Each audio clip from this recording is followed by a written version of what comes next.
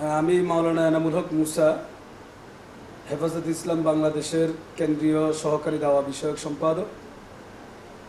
আলহামদুলিল্লাহ, আজকে আপনারা চ্যানেল এসের পক্ষ থেকে যে মুহররম মাস, বিশেষ করে আশুরার তাৎপর্য সম্পর্কে যে প্রশ্ন করেছেন, আসলে আশুরার বিষয়টা অত্যন্ত ফজিলতপূর্ণ এবং তাৎপর্যপূর্ণ দিন এবং দিবস। বিশেষ করে হযরত মূসা আলাইহিস সালাম যখন ফেরাউনের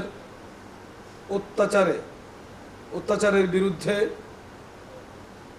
প্রতিবাদ, প্রতিরোধ, আন্দোলন, সংগ্রামরত ছিলেন, ফেরাউন তার রাষ্ট্রযন্ত্রকে ব্যবহার করে এবং তার খোদাদ্রোহী এবং তার অপকর্মগুলা দেশ, জাতি এবং জনগণের উপর চাপিয়ে দেওয়ার চেষ্টা করেছে। তখন কিন্তু নবীদের অন্যতম হযরত মূসা আলাইহিস সালাম এগুলার নিয়মতান্ত্রিক প্রতিবাদ এবং তার সকল ষড়যন্ত্রের বিরুদ্ধে আন্দোলন সংগ্রামরত ছিলেন। এক পর্যায়ে মূসা আলাইহিস সালাম আল্লাহর হুকুমেই তিনি মিশর থেকে তিনি আল্লাহর হুকুমে অন্যত্র চলে যাওয়ার জন্য আদিষ্ট হলেন। ফেরাউন তার সমস্ত রাষ্ট্রযন্ত্র দিয়ে মূসা আলাইহিস সালাম এবং বনী ইসরাইলকে পৃথিবীর বুক থেকে নিশ্চিহ্ন করে দেওয়ার জন্য, শেষ করে দেওয়ার জন্য মূসা আলাইহিস সালাম এবং বনী ইসরাইলের পিছনে দাওয়া করতে লাগলেন। এক পর্যায়ে নীল নদের এখানে এসে মূসা আলাইহিস সালাম এবং বনী ইসরাইল দেখলেন যে এখানে তো বিশাল নদী এবং মহাসাগর, এখন আমাদের করণীয় কি? বনী ইসরাইলের লোকজন মূসা আলাইহিস সালামকে বললেন, আমরা তো আমাদের ঘরবাড়িতেই ঠিকই ছিলাম, সেখানে আমাদেরকে যদি হত্যা করা হতো তাহলে সেটা আমাদের ঘরেই হত্যা করা হতো, এখন আমরা তো একেবারেই, আমাদের করণীয় কি? মূসা আলাইহিস সালাম বললেন যে না, ভয়ের কোনো কারণ নেই, ইন্নাল্লাহা মা'ানা, আমাদের সাথে আমাদের আল্লাহ আছে। এজন্য মূসা আলাইহিস সালাম আল্লাহর উপর তাওয়াক্কুল করে নদীর পাড়ে এসে আল্লাহর হুকুমে যখন নদীতে মূসা আলাইহিস সালামের জন্য এবং বনী ইসরাইলের জন্য সেখানে 12টা রাস্তা আল্লাহ রাব্বুল আলামিন কুদরতিভাবে করে দিলেন। 12টি রাস্তা দিয়ে বনী ইসরাইলের 12টা গোত্র ছিল এবং তারা আরও বিভিন্ন গোত্রে বিভক্ত ছিল। বিশেষ করে 12টা গোত্র ছিল বনী ইসরাইলের। 12টি এমন প্রশস্ত রাস্তা হয়ে গেল নীল নদের ভিতরে আল্লাহর হুকুমে। বনী ইসরাইল এবং মূসা আলাইহিস সালাম তার দলবল নিয়ে এই রাস্তা দিয়ে পার হয়ে গেলেন।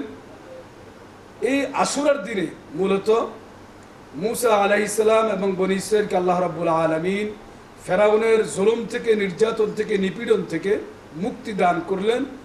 এই ঐতিহাসিক দিনটাই হলো আশুরার দিন এবং এই দিনেই মূসা আলাইহিস সালাম এবং বনী ইসরাইল আল্লাহর হুকুমে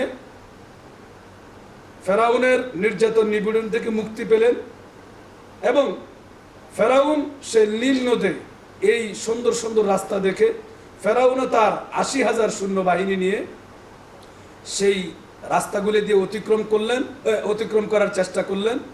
মাঝ পথে, আপনারা ইতিহাস সকলেই জানেন, বিশ্ববাসী জানে, ইতিহাসের একটা ঐতিহাসিক ঘটনা হইল বনী ইসরাইল এবং মূসা আলাইহিস সালাম নীল নদ এই রাস্তা দিয়ে পার হয়ে গেলেন এবং ফেরাউনের জুলুম থেকে মুক্তি পেলেন, নিষ্কৃতি পেলেন।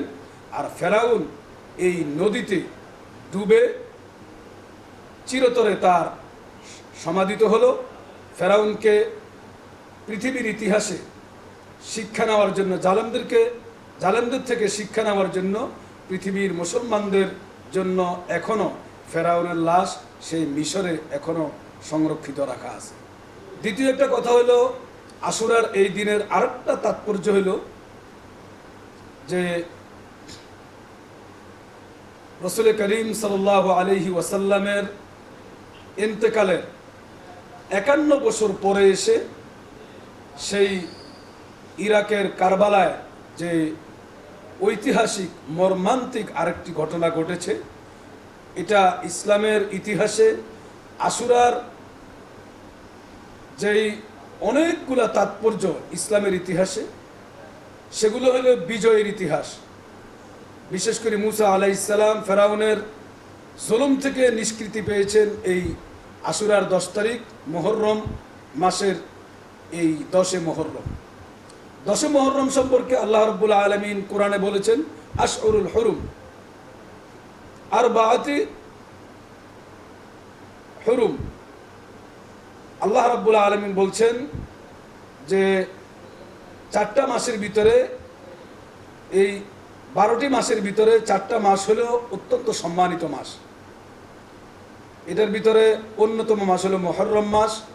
মুহররমের 10 তারিখ রোজা রাখা, এটা কিন্তু ইসলামের ইতিহাসে রাসূল করিম সাল্লাল্লাহু আলাইহি ওয়াসাল্লাম রমজান মাস ফরজ রোজার পরে এই মুহররমের 10 তারিখের রোজাকে অত্যন্ত গুরুত্ব দিয়েছেন। বিশেষ করে রাসূল করিম সাল্লাল্লাহু আলাইহি ওয়াসাল্লাম যখন হিজরত করে মদিনা চলে গেলেন, মদিনায় গিয়ে দেখলেন যে মদিনার ইহুদিরা 10 মুহররমের রোজা রাখে। রাসূল করিম সাল্লাল্লাহু আলাইহি ওয়াসাল্লাম তাদেরকে জিজ্ঞাসা করলেন যে তোমরা কেন এই দিনে রোজা রাখো? তারা বললেন যে এটা বনি ইসরাইলের এবং আমাদের নবী মুসা আলাইহিস সালাম ফেরাউনের নির্যাতন থেকে মুক্তি পেয়েছিল এই দিনে, এই জন্য আমরা এই দিনের তাৎপর্য হিসেবে রোজা রাখি। রাসূল করিম সাল্লাল্লাহু আলাইহি ওয়াসাল্লাম বললেন যে তোমরা যদিও মুসা আলাইহিস সালামের কে নবী হিসেবে দাবি করো, কিন্তু মুসা আলাইহিস সালাম যে সত্য এবং মুসা আলাইহিস সালামের নবীর হকদার, তোমাদের থেকেও আমরা কোনো অংশ কম নয়। এ থেকেই রাসূল করিম সাল্লাল্লাহু আলাইহি ওয়াসাল্লাম সাহাবায়ে কেরামকে নির্দেশ দিলেন যে ইহুদিদের সাথে যাতে সামঞ্জস্য না হয়, এজন্য মুহররমের 9 তারিখ এবং 10 তারিখ রোজা রাখা, অথবা 10 এবং 11 রোজা রাখা। তবে এখন শিয়া সহ বিভিন্ন সম্প্রদায় মুহররমের 10 তারিখকে ইসলামের ইতিহাসের যেই ঐতিহাসিক দিন আশুরা এবং মুসা আলাইহিস সালামের ফেরাউনের জুলুম থেকে মুক্তির যে ঐতিহাসিক দিন, এটাকে পাশ কাটিয়ে হযরত হুসাইন রাদিয়াল্লাহু তাআলা আনহুর যেই শহীদের দিনকে বেশি গুরুত্ব দিয়ে শোক এবং মাতম, তাজিয়া, বিভিন্ন শোক মিছিল পালন করে। এটা ইসলামের ইতিহাসের সাথে সামঞ্জস্যপূর্ণ নয়। বিশেষ করে ইসলামের ইতিহাসে আশুরার তাৎপর্য হলো এটা ঐতিহাসিক মুসা আলাইহিস সালামের ফেরাউন থেকে মুক্তির, ফেরাউনের জুলুম থেকে মুক্তির, তার অত্যাচার থেকে মুক্তির ঐতিহাসিক দিন। এই দিনে রোজা রাখা মুসলমানদের জন্য নফল রোজা হিসেবে অত্যন্ত তাৎপর্যপূর্ণ এবং আমাদের নবী নির্দেশে দিয়েছেন। রাসূল করিম সাল্লাল্লাহু আলাইহি ওয়াসাল্লামের নির্দেশে ছিল যে মুহররমের রোজা রাসূল নিজেও রাখতেন, সাহাবায়ে কেরামকেও রাখার জন্য নির্দেশ দিয়েছেন। এবং আগের দিন 9 তারিখ 9 মুহররম, 10 মুহররম, যাতে ইহুদিদের সাথে সামঞ্জস্য না হয়, অথবা 10 এবং 11 মুহররম।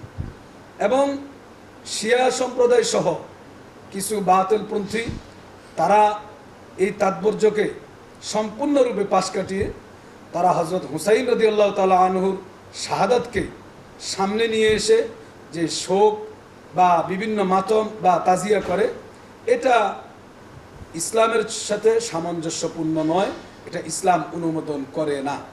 বিশেষ করে হুসাইন রাদিয়াল্লাহু তাআলা আনহু রাসূল করিম সাল্লাল্লাহু আলাইহি ওয়াসাল্লামের দৌহিত্র, আমাদের সকলেরই অত্যন্ত সম্মান এবং শ্রদ্ধার ব্যক্তিত্ব। তিনি নিজেও জুলুমের বিরুদ্ধে, ইয়াজিদের অন্যায় শাসনের বিরুদ্ধে প্রতিবাদ করতে গিয়ে তিনি শাহাদাত বরণ করেছেন। এটাও কিন্তু ইসলামের ইতিহাসে অত্যন্ত গুরুত্বপূর্ণ। তবে রাসূল করিম সাল্লাল্লাহু আলাইহি ওয়াসাল্লামের নির্দেশিত যে তাৎপর্য, আশুরার 10 তারিখ রোজা রাখা, আশুরার 10 তারিখ নফল ইবাদত করা, এটা বাদ দিয়ে হুসাইন রাদিয়াল্লাহু তাআলা আনহুর প্রতি সম্মান দেখিয়ে বেদাত, যেটা শোক ইসলামে মাত্র 3 দিন। মুসা রাদিয়াল্লাহু তাআলা আনহুর শাহাদাত বরণে ইসলাম শোক পালন করেছে। ইসলামের শোক পালন হলো একজন ব্যক্তি মৃত্যুবরণ করার 3 দিন পর্যন্ত শোক পালন। এটা ইসলামী শরীয়তে জায়েজ এবং এটা ইসলামের অনুমোদন রয়েছে। তবে প্রতি বৎসর নিয়ম করে ওই দিবসে শোক করা, মাতম করা, তাজিয়া মিছিল করা, এটা ইসলামী শরীয়ত অনুমোদন করে না। এটাই পরিষ্কার, এটাই বাস্তব, এটাই সত্য। তবে হুসাইন রাদিয়াল্লাহু তাআলা আনহু যেই আদর্শ জাতির সামনে উপস্থাপন করে গেছেন, শাসক জালিম শাসকের বিরুদ্ধে, অত্যাচারের বিরুদ্ধে, যেরকম মুসা আলাইহিস সালাম ফেরাউনের বিরুদ্ধে আন্দোলন করেছেন, সংগ্রাম করেছেন, হুসাইন রাদিয়াল্লাহু তাআলা আনহু ইয়াজিদ এবং তৎকালীন শিমারের বিরুদ্ধে আন্দোলন সংগ্রাম করতে গিয়ে সত্যের পক্ষে, ইসলামের পক্ষে, দুঃশাসনের বিরুদ্ধে, দুঃশাসনের অপশাসনের বিরুদ্ধে হুসাইন রাদিয়াল্লাহু তাআলা আনহু আন্দোলন সংগ্রাম জিহাদ করে গেছেন। সেটা অবশ্যই আমরা ধারণ করি। আমরা মুসলমান হিসাবে, ইমানদার হিসাবে ইসলামের ঐতিহাসিক হুসাইন রাদিয়াল্লাহু তাআলা আনহুর যে শাহাদাত বরণ, এটা অত্যন্ত তাৎপর্যপূর্ণ, অত্যন্ত একটি আমাদের ইসলামের ইতিহাসে এটাও বড় বিষয়। তবে এ আন্দোলন ছিল জালেমের বিরুদ্ধে, অন্যায় শাসনের বিরুদ্ধে, ইসলামের পক্ষে, ন্যায়ের পক্ষে, ইনসাফের পক্ষে। এজন্য এখনো বিশ্ব মুসলমান, বিশেষ করে বাংলার জনগণকে আমি বলবো, হযরত মুসা আলাইহিস সালাম যেরকম জালিম শাসকের বিরুদ্ধে আন্দোলন করেছেন, সংগ্রাম করেছেন, আল্লাহর পক্ষ থেকে তিনি সাহায্য পেয়েছেন। হুসাইন রাদিয়াল্লাহু তাআলা আনহু কিন্তু ইয়াজিদ এবং শিমারের বিরুদ্ধেও, দুঃশাসন জালিম সরকারের বিরুদ্ধে হুসাইন রাদিয়াল্লাহু তাআলা আনহুর আন্দোলনও অত্যন্ত তাৎপর্যপূর্ণ। এজন্য ইসলামের এই শিক্ষাগুলোকে আমরা আমাদের ব্যক্তি জীবন, পারিবারিক জীবন, সামাজিক জীবন, রাষ্ট্র এবং আন্তর্জাতিক পর্যায়ে সাংবাদিক বন্ধুদের মাধ্যমে, মিডিয়ার মাধ্যমে আমরা দেশবাসীকে বলতে চাই, আমরা সকল ন্যায়ের পক্ষে, ইনসাফ প্রতিষ্ঠার জন্য আমরা কাজ করছি। বিশেষ করে হেফাজতে ইসলাম যে দেশবাসীকে আহ্বান জানিয়েছে দুঃশাসনের বিরুদ্ধে, শোষণের বিরুদ্ধে, জুলুমের বিরুদ্ধে, অন্যায়ের বিরুদ্ধে, ইনসাফের পক্ষে আমরা কাজ করব।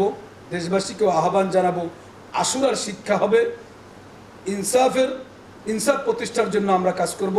সমাজে আদল এবং ইনসাফ, সুশাসন প্রতিষ্ঠার জন্য দেশবাসীকে কাজ করার আহ্বান জানাই।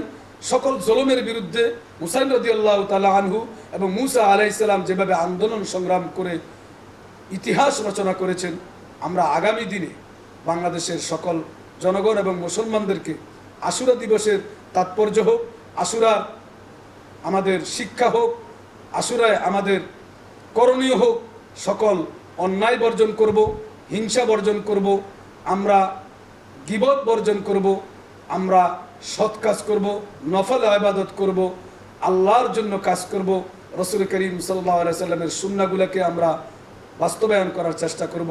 বিশেষ করে হুসাইন রাদিয়াল্লাহু তাআলা আনহু যে ইয়াজিদ এবং শিমারের বিরুদ্ধে আন্দোলন করতে গিয়ে শাহাদাত বরণ করেছেন, আজকের এই দিনে বিশেষ করে আশুরার শিক্ষাই হোক সকল জুলুমের বিরুদ্ধে, তাগুতের বিরুদ্ধে আন্দোলন এবং সংগ্রাম। আল্লাহ রাব্বুল আলামিন আমাদের সবাইকে দ্বীনের পরিপূর্ণ সহি বুঝ এবং শরীয়তের বিধানগুলোকে মেনে চলার তৌফিক দান করুন। আমিন। ওয়া আখির দাওয়ানা আনিল হামদুলিল্লাহি রাব্বিল আলামিন। আবারও সাংবাদিক বন্ধুদের ধন্যবাদ জানাই আপনাদের এই কষ্ট করার জন্য। দেশবাসীকে বলবো, আশুরার তাৎপর্য হলো, আশুরাতে আমরা রাসূল করিম সাল্লাল্লাহু আলাইহি সাল্লামের নির্দেশ মতো আশুরার 10 তারিখ এবং 9 তারিখ অথবা 10 এবং 11 তারিখ রোজা রাখবো। এই রোজার তাৎপর্য এবং ফজিলত অনেক বেশি। পূর্বের 1 বছরের গুনাহ আল্লাহ রাব্বুল আলামিন এই আশুরার রোজা পালনের কারণে আল্লাহ রাব্বুল আলামিন পূর্বের 1 বছরের গুনাহ মাফ করে দেন। আল্লাহ রাব্বুল আলামিন এই তাৎপর্যপূর্ণ রোজা রাখার আমাদেরকে তৌফিক দান করুন।